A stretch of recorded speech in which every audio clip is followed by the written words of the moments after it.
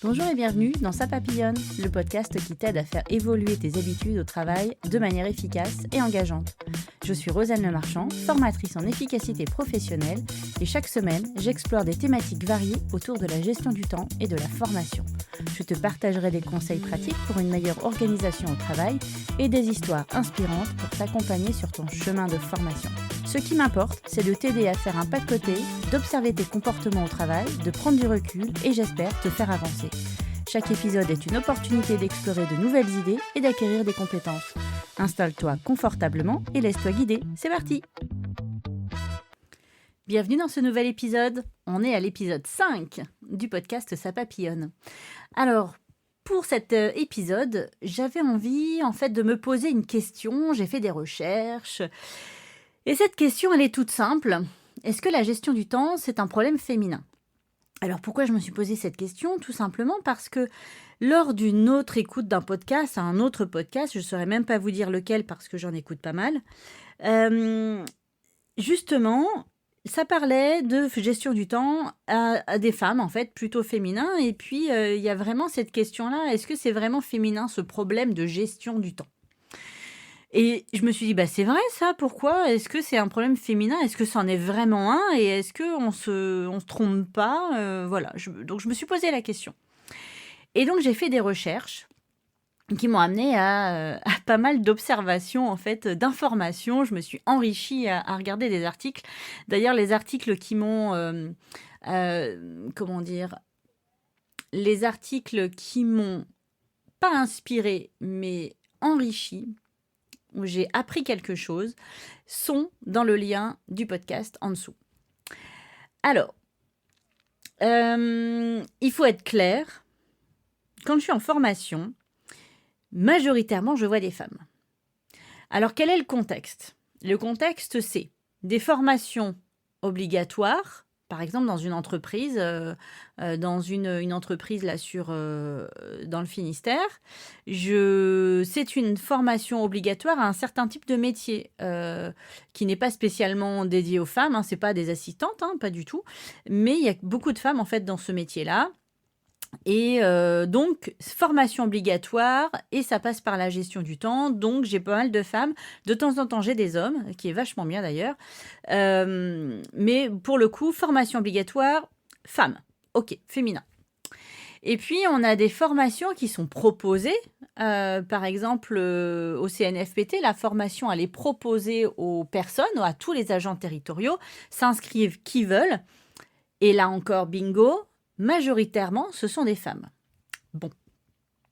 Quand je fais des formations, quand je propose des ateliers ou des formations à des entrepreneurs individuels, qui est mon public, des femmes. Alors, c'est pas que je m'adresse particulièrement à elles, mais au final, est-ce que c'est pas elles qui s'intéressent à ce sujet-là ? Donc, là, et mon point de vue, c'est est-ce que c'est pas les femmes qui cherchent à être plus efficaces au travail ? Et par conséquent, les hommes, finalement, est-ce qu'ils se posent autant de questions que les femmes ? Alors, est-ce que c'est un problème de confiance en elles ? Est-ce que c'est un problème, ou en tout cas une sorte de point de vue différent de la part des hommes ? Est-ce que c'est une question de charge mentale ? Est-ce que c'est une question de syndrome de femme parfaite ?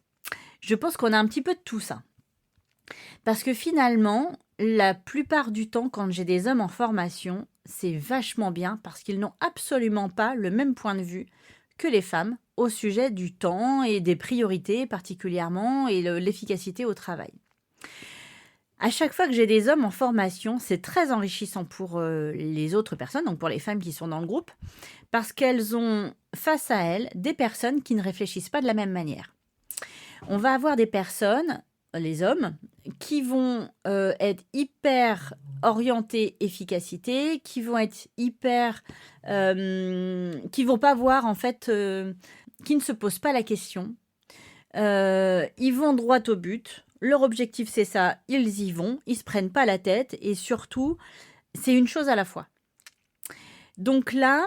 lorsque on a ce point de vue-là qui s'exprime en fait pendant les formations mixtes pour le coup, les femmes se disent en général waouh, ah ouais, ça pourrait être différent en fait si je réfléchissais finalement comme un homme. Et moi, je trouve ça très enrichissant pour les personnes qui sont là parce que on a le point de vue des femmes qui viennent expliquer aux hommes comment les femmes marchent. En tout cas, ce groupe de femmes marche. Mais en général, c'est quand même assez global, cette typologie de réflexion. Et puis, on a les femmes qui s'inspirent des réactions des hommes face à une difficulté, face à une demande, etc. Et voilà, moi j'adore avoir ce genre de personnes, enfin en tout cas des hommes et des femmes dans la même pièce en formation parce que c'est vraiment enrichissant. Et pour moi qui suis une femme, parce que forcément moi aussi je réfléchis comme une femme parce que j'en suis une. Et c'est très enrichissant pour les personnes qui sont dans la salle. Et donc on a le droit à des points de vue différents, on a le droit à des remises en question, des prises de recul peut-être un peu plus fortes. Donc moi j'aime beaucoup en fait que les hommes viennent en formation volontairement parce que général quand quand je pense pour la société là où la formation est imposée, ben c'est parce qu'il y a un homme qui a ce poste-là et donc forcément la formation est aussi obligatoire pour lui que autant que pour les femmes. Donc il vient par obligation, mais il n'a pas forcément de problème de gestion du temps. Voilà. Alors. Du coup, je me suis posé plein de questions par rapport à cette injonction de la femme. Est-ce que c'est vraiment une question féminine de se demander si on a assez de temps dans une journée pour tout faire? Donc j'ai regardé des articles, j'ai posé clairement la question sur Google, je me dis la gestion du temps est-il un problème féminin? Donc j'ai eu quelques articles, j'ai eu des études, alors c'était vachement bien. Merci Lia aussi pour résumer, en fait, pour ressortir les points importants d'un article, parce que je l'ai lu en premier, les articles je les lisais, et puis je demandais à Lia de me les résumer, histoire que je ne reprenne pas moi, mot pour mot, ce qui était écrit dans l'article. Mais au moins j'avais les idées principales. Alors certains points ressortent ainsi. Alors, ce qui revient en premier dans certains articles, c'est la capacité multitâche des femmes. En fait, c'est une capacité, c'est pas un problème. Les femmes sont capables, en majorité, de faire plusieurs tâches en même temps ou de s'intéresser à plusieurs tâches en même temps. Et donc ça vient d'une étude qu'a fait l'université de Hertfordshire en Angleterre.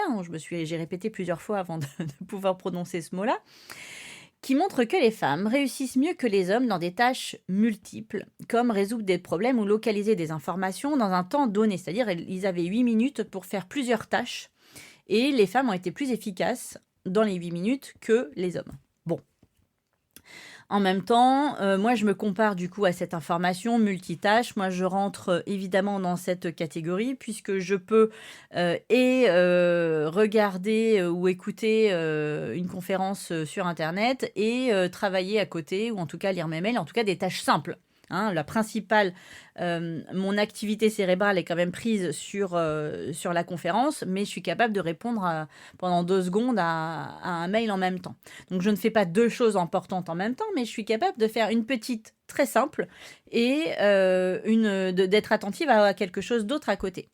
Donc même pas plus tard qu'hier, finalement, j'ai fait cette expérience-là. Il y avait la convention d'un organisme de formation pour qui je travaille qui était toute la journée hier à distance, que sinon c'était à Paris. Et donc, j'étais connectée toute la journée, j'ai été très attentive. Il y a des moments où c'était évidemment très intéressant, donc je restais concentrée là-dessus. Et puis, il y a des moments où ça me gonflait un peu plus, ou ça me gonflait. C'était un petit peu moins intéressant. Et j'arrivais à faire des petites choses en plus que je devais faire moi de mon côté. Je devais bosser en même temps. Donc, j'ai fait ces petites choses-là. Donc voilà, clairement, je rentre dans cette catégorie-là. Et c'est quelque chose que je vais vous dire plusieurs fois peut-être dans le podcast, mais la capacité multitâche, elle est générale pour les femmes, mais tout le monde, toutes les femmes ne l'ont pas, forcément. C'est pas parce que, enfin, on n'en fait pas une généralité, c'est quelque chose de global. En moyenne, c'est comme ça, mais ça n'est pas forcément applicable à toutes les personnes en individuel, parce qu'on peut avoir des sensibilités, des capacités neuro différentes. Et donc, voilà, je préfère aussi donner cette information-là parce que aussi les hommes peuvent avoir des problèmes de gestion du temps, mais ça va rester des petits points individuels par rapport à la globalité.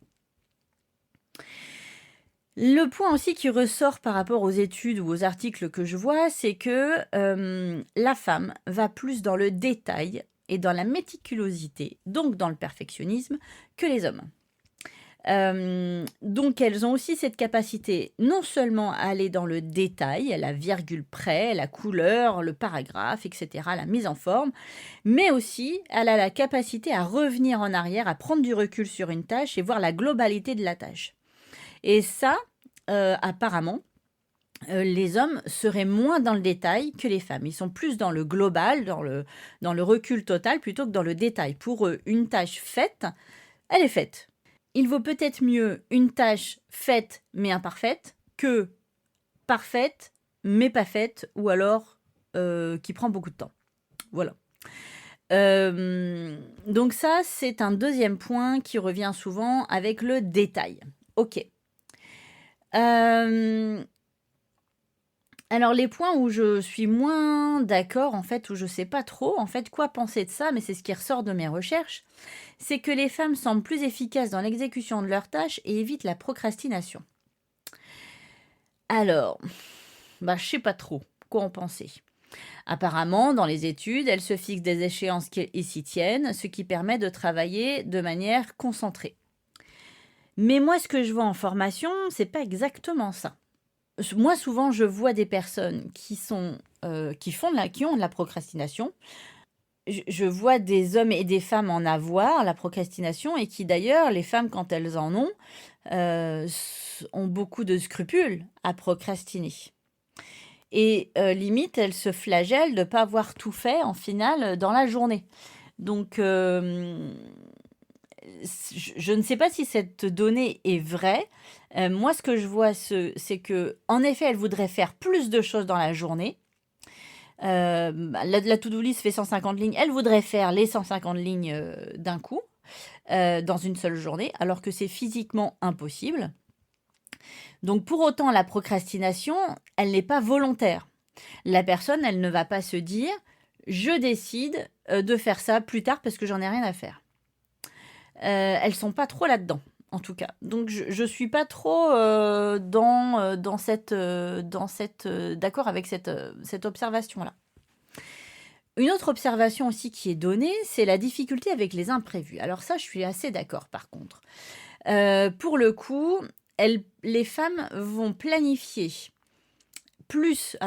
vont faire la liste de tout ce qu'elles ont à faire dans la journée.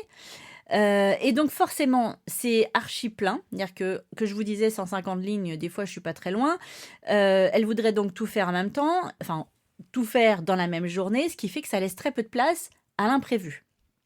Or, dans ce que je partage, et tu vas apprendre à ça, c'est que les imprévus ne sont pas prévisibles dans les faits, dans le détail, mais quand on sait qu'on a, par exemple, 2 heures de notre journée qui est pris par des imprévus, on sait que 2 heures de notre journée doivent être bloquées pour des imprévus, parce que sinon, si on ne bloque pas ce petit temps-là pour faire des imprévus, finalement, on remplit sa journée, et on est dans la capacité à répondre à l'imprévu.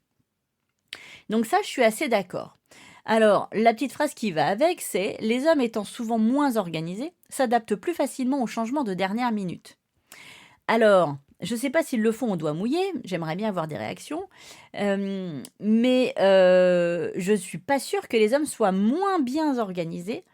Je pense qu'ils sont organisés de manière à faire les choses dans l'efficacité, c'est-à-dire droit au but. Ils ne s'embêtent pas avec les détails. Donc, pour le coup, s'ils sont dans cet état d'esprit-là, forcément, les changements de dernière minute sont plus faciles à rentrer dans le planning. Ok. Quelque chose aussi qui ressort, c'est que forcément, quand on est dans le détail, dans la méticulosité, ça peut entraîner aussi des difficultés à établir des priorités claires. Et ça, oui, je le vois clairement, aussi clairement que leurs priorités pour les hommes. Les hommes, c'est très clair, leurs priorités, ils savent très bien où elles sont. Par contre, les femmes, de ce que j'observe en formation, encore une fois, c'est beaucoup plus compliqué pour les femmes, dans toutes les femmes. J'ai vu, je sais pas moi, des centaines de personnes en formation depuis plusieurs années, régulièrement, je l'observe régulièrement, la priorité des femmes, c'est compliqué pour elles de savoir ce qu'elles doivent faire. Elles n'arrivent pas à choisir leurs priorités Peut-être aussi parce qu'on leur a mal expliqué, exprimé, décrit les priorités de leur poste de travail. Donc, je pense que c'est en effet quelque chose qui joue beaucoup dans la charge mentale aussi des femmes, et donc dans la gestion de leur temps. Le fait de ne pas savoir où porter ses priorités implique de ne pas savoir par où commencer. Donc, je pense vraiment que c'est un vrai lien de cause à effet. Il y a quelque chose aussi qui m'a marqué en fait, c'est que 93% des livres sur la gestion du temps sont écrits par des hommes. Alors là, moi, ça me laisse perplexe et en effet, avec du recul, je me dis, mais oui, je regarde mes bouquins autour de moi, c'est vrai qu'il y a pas mal d'hommes à avoir écrit des bouquins, peu donc pour des femmes, peu sont écrits par des femmes. Et donc la productivité, finalement, elle est basée sur des perspectives masculines. Ha! Alors, on commence à rentrer dans un sujet un peu plus complexe, c'est-à-dire que nous sommes dans un cadre, nous les femmes, qui a été arrêté ou en tout cas assez dessiné par des hommes. Et donc forcément, si les hommes et les femmes ne réagissent pas de la même manière à la gestion du temps, nous avons des injonctions masculines au niveau de la gestion du temps. Et là, ça commence vraiment, moi, à me travailler, cette affaire. Alors, on pourrait aussi parler des différences dans la vie quotidienne, mais j'ai pas trop envie de rentrer dans ce sujet-là. Comme je vais laisser les liens des articles qui m'ont enrichi en dessous le podcast, dans les informations, vous aurez tout le loisir de regarder ce point-là. Il y a juste une petite chose, moi, qui m'a marqué aussi, c'est que finalement, les hommes et les femmes sont différents au niveau des hormones, les cycles hormonaux. Et ça, je veux bien le croire, puisque apparemment, les hommes ont des variations d'hormones dans la journée, alors que les femmes ont des variations d'hormones sur un cycle, de 21 à 32 jours. Donc sur un mois complet, on va avoir des phases descendantes, des phases montantes, avec des phases où on a juste envie d'aller se coucher, et des phases où on est en énergie complète. Donc ça aussi, je trouve ça assez pertinent de se dire que finalement, encore une fois, on est dans un cadre masculin, dans le sens où la chronobiologie, c'est la manière, ou en tout cas l'efficacité de notre cerveau dans une journée qui varie. Mais est-ce que pour les femmes, ça varie autant, ou est-ce qu'on est vraiment sur le même modèle, sachant que pour les hommes, leurs hormones varient dans la journée, alors que les femmes ne varient pas dans la journée, elles varient sur un mois complet. Je pose ça là. Ensuite, qu'est-ce qu'on a encore comme information ? Il y a aussi une information que j'ai remontée, c'est le fait le choix. Le choix, la capacité de faire des choix sur la façon dont on passe son temps est essentielle pour retrouver un sentiment d'autonomie même face à des contraintes. Je m'explique. C'est-à-dire que quand on a une personne qui... et là, je me reconnais tout à fait dans cet état d'esprit-là. Je suis concernée. Quand on a une personne une femme, pour le coup, qui va être fatiguée, mais qui ne posera pas ses fesses dans le canapé tant que il n'y aura pas une tâche de fait, que ce soit ménagère ou pour le travail, voilà, qu'importe, elle va pas se poser tant que c'est pas fait. Et ça, c'est une question de choix. C'est-à-dire qu'un homme va laisser la chose en bazar ou le travail au travail, alors que la femme, tant que ce ne sera pas fini, elle ne sera pas posée tranquillou dans son canapé. Alors pour le coup, je me reconnais bien là, puisque au final, le dimanche, je suis très heureuse de faire une sieste de temps en temps. Alors mon mari rirait beaucoup en écoutant cette phrase-là. Je m'octroie des siestes, j'adore faire la sieste, mais ce que je ne peux pas, c'est rester sur le canapé à ne rien faire.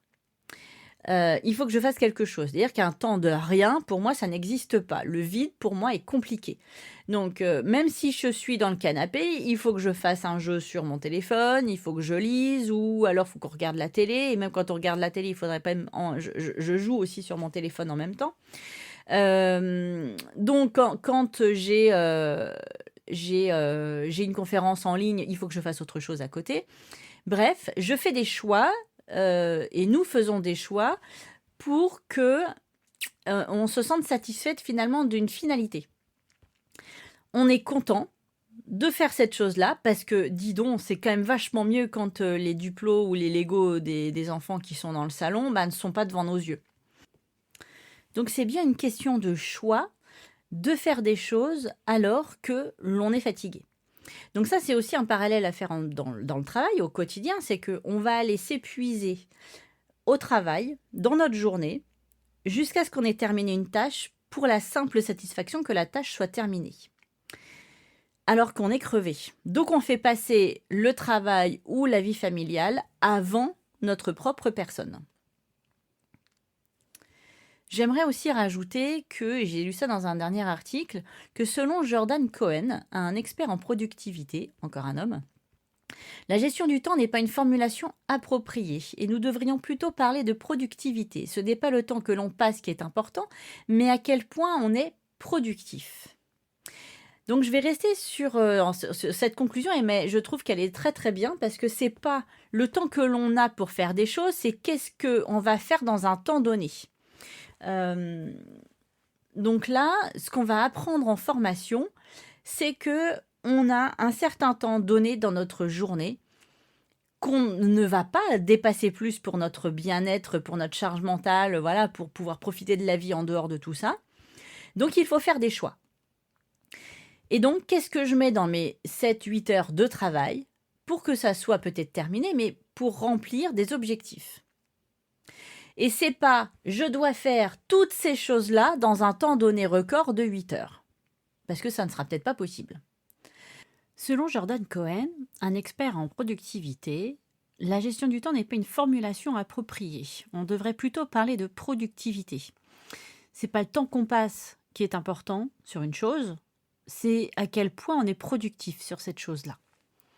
Et je suis assez d'accord sur ce point-là, puisque là, on va plus parler d'efficience.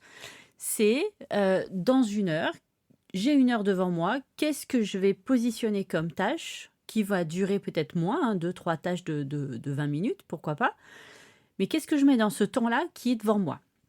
Et ça revient aussi à parler de la technique du Pomodoro, où on va avoir 25 minutes devant soi pour faire une tâche, qu'importe en fait la quantité de tâches qu'il y ait à faire. En tout cas, on a 25 minutes pour faire quelque chose sur cette tâche-là.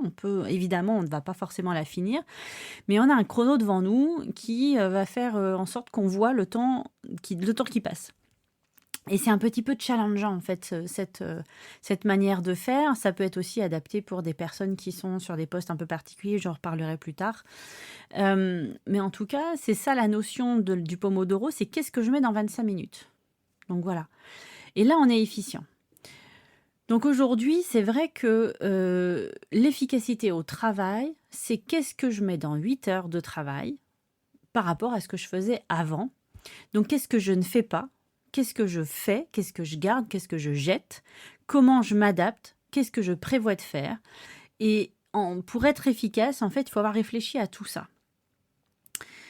Pour résumer l'épisode, en fait, peut-être pour répondre aussi à la question finalement, est-ce que la gestion du temps est un problème féminin? Ce n'est pas un problème. Par contre, c'est un sujet qui est plus féminin dans le sens où les femmes s'y intéressent plus. Elles cherchent à être plus efficaces. Elles veulent réduire leur charge mentale, elles veulent de la simplicité, elles veulent être plus efficaces au quotidien pour répondre à un besoin personnel aussi.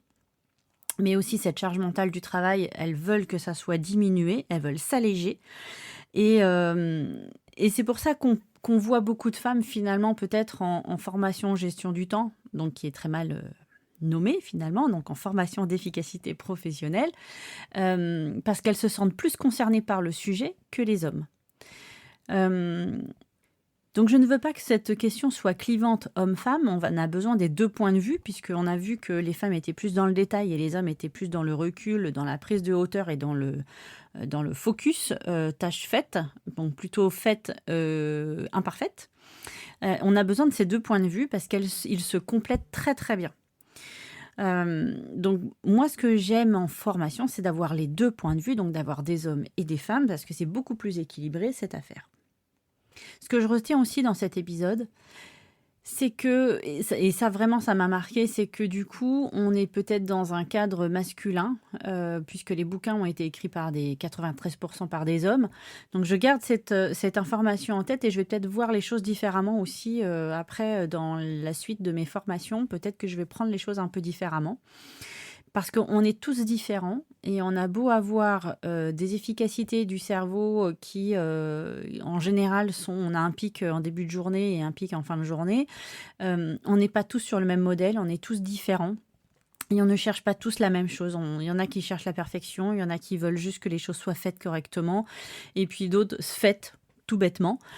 Donc on n'a pas les mêmes attentes. Et c'est pour ça aussi qu'en formation, c'est bien quand on a une équipe entière, parce qu'on n'a pas tous le même point de vue par rapport à ce qui doit être fait et bien fait. Je pense avoir fait le tour de la question. N'hésitez pas à me donner des commentaires, m'envoyer des questions, à participer à cette réflexion que j'ai eue sur cette question-là. Ça alimentera encore les prochains sujets et même peut-être même mes formations. Donc merci à vous de m'avoir écouté et je vous dis à la semaine prochaine pour un nouvel épisode de Ça papillonne. Salut! Merci d'avoir écouté cet épisode. Si tu as aimé, je t'invite à t'abonner, à laisser un avis ou des étoiles et à partager avec tes amis. Je suis aussi à ton écoute. Alors propose-moi des sujets à aborder et je me ferai un plaisir de creuser le sujet. On se retrouve la semaine prochaine pour une nouvelle conversation passionnante. Salut!